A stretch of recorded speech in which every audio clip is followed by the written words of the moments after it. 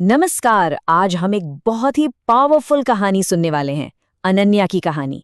ये कहानी है एम्बिशन की, उन हालातों से लड़ने की जो हमें पीछे खींचते हैं।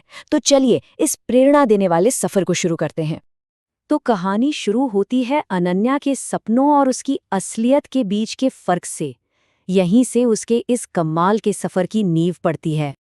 देखिए, एक तरफ तो अनन्या एक छोटे से गांव की बिल्कुल साधारण सी लड़की है, लेकिन उसके सपने वो बिल्कुल असाधारण थे, पढ़ लिख कर अपने पैरों पर खड़े होने के। और यही जो एक खिंचाव है ना, यही इस पूरी कहानी की जान है। अब अनन्या की लड़ाई सिर्फ अपने सपनों के लिए नहीं थी, उसे लड़ना था एक बहुत गहरी पुरानी सोच से।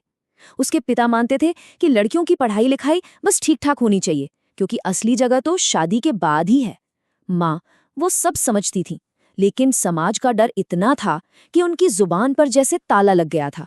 सोचिए, अनन्या के लिए तो हर दिन एक जंगी था। और फिर वो दिन आ ही गया जब ये टकराव होना ही था। अनन्या ने साफ साफ कह दिया कि वो शहर जाकर आगे पढ़ना चाहती है। और बस घर में जैसे एक तूफानी आ गया। ये सवाल उठाया उसके पिता ने। अब ये सिर्फ एक सवाल नहीं था, आप समझिए, ये उस पूरी पारंपरिक सोच की आवाज थी जिसके खिलाफ अनन्या खड़ी हो रही थी। ये आवाज सिर्फ उसके पिता की नहीं, बल्कि उस पूरे समाज की थी जो लड़कियों के सपनों पर सीमाएं लगाता है। और अनन्या का जवाब सुनिए, ये मेरा सपना नहीं, मेरी जरूरत है। कितना पावरफुल जवाब है ना। उसने अपनी पढ़ाई को सिर्फ एक इच्छा नहीं बताया, बल्कि अपनी जिंदगी की जरूरत। इससे पता चलता है कि वो अपने फ्यूचर को लेकर कितनी क्लियर थी। तो इसका नतीजा क्या हुआ? बहुत मुश्किल। घर में कई दिनों तक एक अजीब सी भारी खामोशी छाई रही। ताने सुनने को मिले और उस पर जबरदस्त दबाव डाला गया, पर उसने हिम्मत नहीं हारी। अब शुरू होता है अनन्या का अकेला सफर। स्कॉलरशिप जीतकर वो शहर तो चली गई, लेकिन वहां उसने एक बिल्कुल नई लड़ाई शुरू की।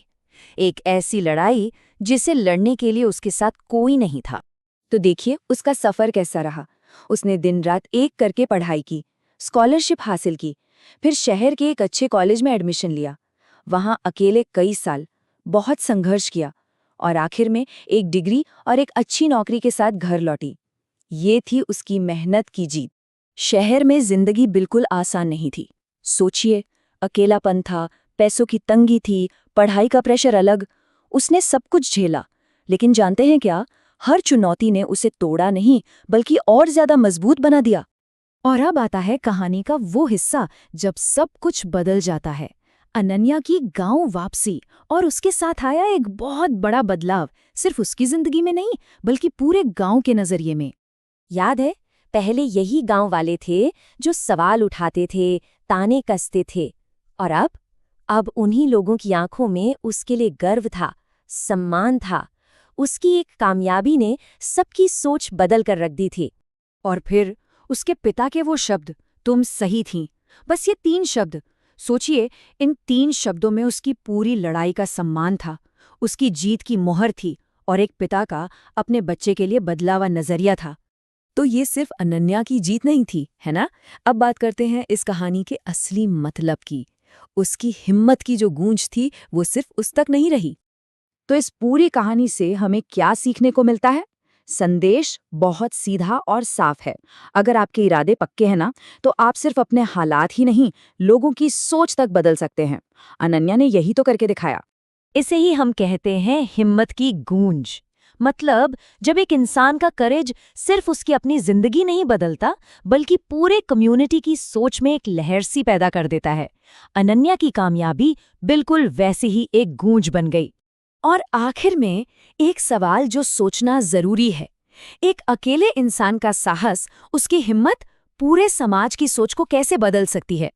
अनन्या की कहानी इसका एक जबरदस्त जवाब तो देती है, लेकिन ये सवाल हम सबको सोचने पर मजबूर करता है ना?